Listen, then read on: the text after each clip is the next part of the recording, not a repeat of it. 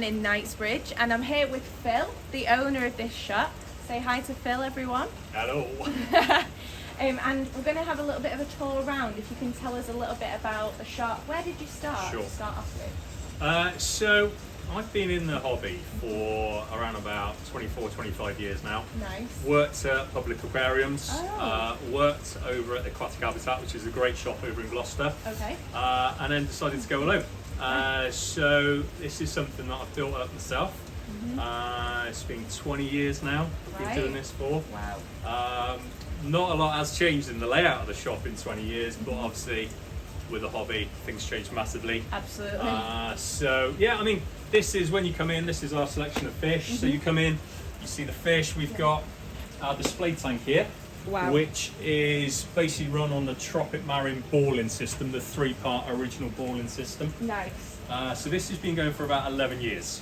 This is incredible. So this is something that doesn't get water changed. Okay. We do the full balling method on this. Right. So the idea is that with A, B and C parts being added in, we actually take a little bit of the salt water out. So it keeps the salinity stable. Right. And basically it's quite a hands-off tank, Yeah. which is great because obviously, you know, busy running the shop, it's just me that does Yeah, this. you don't have a lot So of time. yeah, this kind of looks after itself, which is great. So this is mainly SPS. There is a few Yeah. LPS, but wow. Yeah. We've got some lovely sort of LPS in there, but yeah, it is mainly SPS. So there's been some amazing growth in there. We have to sort of get in there and cut it back, take some frags every once in a while. Nice. But yeah, so that's our old tank. Love it. And then yeah, we've got a selection of fish which are all TMC. So Right. all of the stock that we sell is hand selected from TMC. Really nice. So what I tend to do here is they get a 3-week quarantine Okay. before they go out on sale. Right. So we tend to just rest the fish, feed them up 3 feeds a day. They get treatments for flukes, deworming them. So when they come out, you know, they have been really well settled and they're doing really, really well. That's So great. yeah, so that's our selection of fish. I can also see the lights that we've got above. Yeah, so these are the old aqua rays, Right. which are great for just lighting up the fish. These we've had for, I don't know, must be 10 years, 12 years plus, Wow. maybe even longer actually, probably longer than that. But yeah, they're going great, you know. And the Yeah. tanks are looking very clean as well. Thank you. From what I can Yeah, see. Really nice. that's right. So yeah, the lighting doesn't minimise obviously algae. Yeah. So we were chatting earlier, Yeah. and this is a flamingi tank Oh, that loves the cleaner ass. So you will always see this cleaner ass on the flamingi tank. oh, it's amazing. We've had the flamingi for around about 19 years roughly. He's your best friend then? Yeah, one of my favourites. It's a real cool fish, really gentle, lovely fish. We've got a couple of moray eels in here. Oh, yes. We've got I a didn't even notice that snowflake, before. we've got a zebra. Again, we've had these about 15 years, maybe 16 years. They're really kind of old fish. Come out to say hi for the camera. Yeah, they are cool fish. Lovely. And then we sort of come into corals. Yeah. So what I've tried to do is keep them as sort of, you know, LPS, SPS, soft corals, Separated as much as just we so can. that, you know, when we chat to customers and we're trying to get them started on what's suitable, what Yeah. lighting, what flow, we can sort of say, well, look, this is a great tank to look at, or Right. this is a good tank to look at. Yeah. Gauge where they're wanting to go with it and you Yeah. can kind Yeah, of yeah. show them Absolutely. what they want. Okay, that's So great. what we tend to do is have prices where I've sort of sectioned it off, so that rather than individual prices, Yeah. it's kind of like grouped together as well. Right. And then obviously we do like SPS frags, we've got LPS frags, soft coral frags, and then we've got some bigger pieces as well. Wow. Yeah. Which some are more kind of quality nice. size. Yeah, absolutely. Really, I really mean, nice. the market is mainly on frags, but you know, occasionally you do want people with bigger pieces, which is nice. Yeah. So we try and cater for that where we can as well. Really, really nice. And I can see, is that one of our pumps that's being used on? Yes, yeah, we've got a few sort of TMC bits and pieces running, which, you know, are always good. A lot of the rock, well actually this is kind of like in the fish system, Yeah. this is all old TMC rock. I don't know Again, it's probably like 20 years old, some of this rock. Lovely.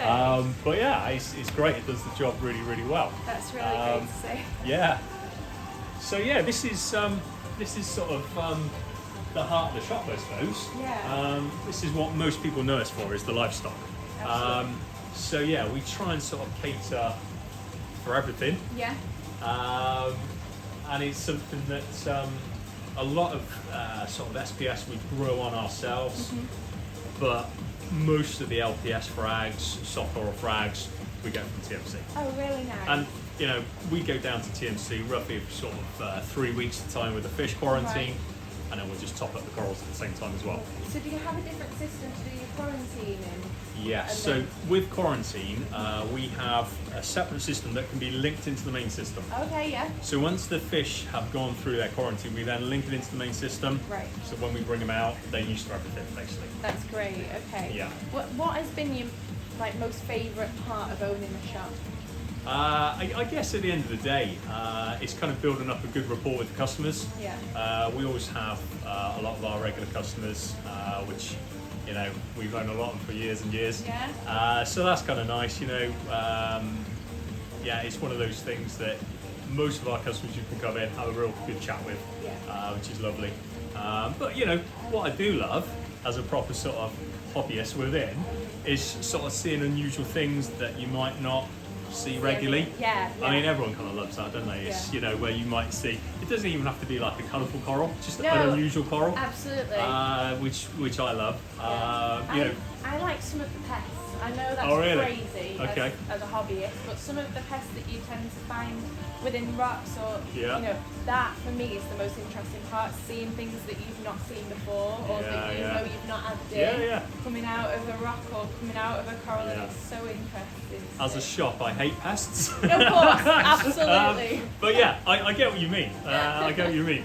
I remember when I first saw Zoa nudibranchs, Right. and I was kind of amazed because the colour was so close to the coral, and they were really hard to spot. And with the little fronds on their back, you know, unless the colony was pulled in, you couldn't spot them. Right. And I must admit, I had to admire them. Yeah. But you know, I had to dip them as well. course So you did, know, there yeah. were limits.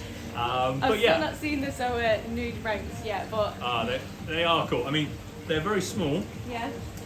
and they lay eggs really quickly. Oh, It's no, not something oh, no. you want, but you know, in their own right, they are. They are Yeah, they also are quite cool to cool. look at, Yeah. yeah. Do you know, when live rock was much more popular years ago, one of the weirdest things I've ever seen was a large flatworm, and I kid you not, it was probably around about sort of 5-6 inches maybe in length, and it would just literally would hug the rock, go in and out of all the nooks and That's crannies. That cool. was probably one of the weirdest things I've ever seen. Mine was a black. It was called a black elephant slug. Okay, not heard of I'd that. never heard of it before. I had to Okay. get it identified online, but Right. it just came out and it was literally a black slug. It looked kind of similar to a flatworm, probably related in some ways to Yeah. a flatworm, but it came out and it was monstrous of the rock, and I had no idea what it came in on. So I Right. didn't have live rock at the time. I always had eco reef rock. Oh, okay. So it came in on Must have something, come but in it with was coral, yeah. huge. So it must have Wow. grown quite big in my Yeah. tank in Oh, not a very amazing. long space of time. See, this is, I remember, again, when I had a tank years ago at home, all of a sudden seeing an urchin Oh yeah. that I hadn't put in. Oh, Yeah, and it was Brilliant. big, you know, it's kind Yeah. of like this sort of size, and again, it must have come in so small, and then it's grown. and grown. Yeah, it's Crazy. incredible. Yeah, really cool. So if I was to ask you what your favourite coral is, Oh. if you had to pick one, Um, what do you think it would be? what would be my favourite? It's really hard because there's so many Yeah, do beautiful you know, corals. I do like chalices. That you can get some really nice chalices. Yeah. We've got some really cool little frags and chalices and stuff like this in here, which are lovely. Oh, yeah, I kind really of like nice the colours that you can get on them. Yeah, just in there, there's some really nice ones.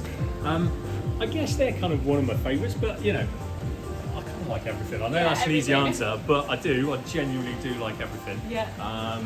You know, I love the challenge of SPS, trying to get the best colours out of them. which is not easy. No.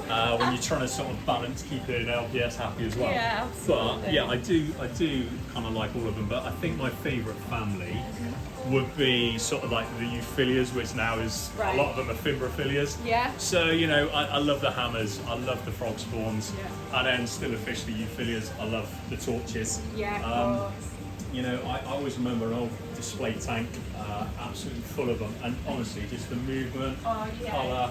It makes a can't big beat them. difference. Torch gardens are absolutely stunning. So. They can look amazing, and you know, some of the colours that are now coming through, they're never used to really be around. Yeah. Some of the Australian torches that you can get, wow. They are golds amazing. that can come out of them with the blue tips. Yeah. Really, really It's one of those, isn't it, that under white light you don't really appreciate them. Not at all. You stick the blues on, you can see the stick some orange glasses on, and you're. Oh yeah. This is true. Yeah, That's they can brilliant. look stunning. But yeah, you know, I don't really have true favourites, but it's like, you know, for argument's sake, there's an old maize coral I've got in my display tank. That, again, it's been in there for 11 years, and it started quite small, and it's just slowly grown. And I sort of look at that every once in a while, and it's like, it's quite bland to look at, but I'm like, that is one cool coral. Do you know what I mean? I just love it. It's real chunky, and I kind of, To be fair, that tank is something to be majorly proud of. Thank you. It is incredible to look at. It's not like, you know, a modern tank. You know, modern tanks now, they've changed a lot, haven't they? Where you tend to have very minimal rock, generally very low down rock. And that's, you know, one of the things that has changed over the last 11 years. And believe it or not, that when that started was two separate islands. But of course, with the growth, it's just all mingled into one. It grows everywhere. But you know, would I do anything different? Yeah, you know, setting up a tank now, for sure I would do it sort of more in the modern way of doing it. But it's one of those things that I kind of like keeping that going, just because, you know, for 11 years it's kind of nice to see how things have changed. Yeah, and you can also see the growth from underneath, you know, and that is something. Yeah. I'll tell you one thing I remember with that tank actually. I had a massive plating Montebora, and it got so big it was shaving out corals underneath. So I had to take it out and literally shrink it down, snap some bits off. And I saw something shoot away from underneath one of the plates, and I was like, right, what is that? And literally breaking off, and I found this unisworm in there, which honestly, so at the time the tank had been 5 years, never seen anything, never seen anything. And I pulled out this unisworm, and all right, not big by some standards, but it must have been 2 foot. Do you know, it was just like amazing that it lived in there. Didn't even know about it. Yeah, absolutely incredible. Awesome. So yeah, that was kind of like one of the weirdest things I got from there. One of the things you see that you know you've not put in, but it's just really interesting. Yeah, well, absolutely. Phil, thank you so much for letting us come round and have a little look. No I'm going to show a little bit of the corals up close and the fish up close before we finish the video, but I appreciate it. No worries at all.